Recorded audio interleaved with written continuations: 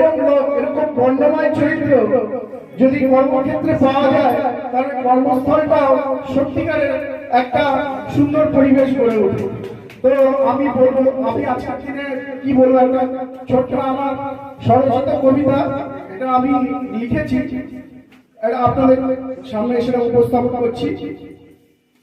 আজকে বিদারক দিন, হৃদয় আজ ভারাক্রান্ত, বারবার অশ্রুতে চোখে কোণ ভরে উঠছে, অশ্রু সজল চোখ দিয়ে ঝরছে জলের ধারা, অশ্রুসিক্ত নয়নে মনে পড়ে তারই কথা। আমার চারপাশ জুড়ে যেন অসীম স্তব্ধতা, সেই নীরবতা আমাকে অস্থির করে তুলেছে। এক অসহায় একাকিত্ব আমার হৃদয় জুড়ে বিরাজ করছে।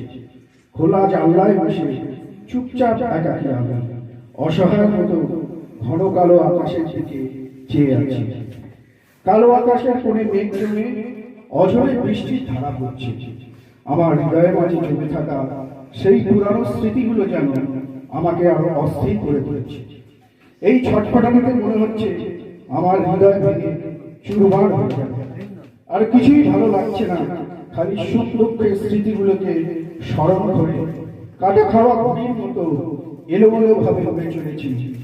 অন্ধকারে, স্তব্ধতা আর নীরবতায় শুধু ভেসে ওঠে স্মৃতির পাতা।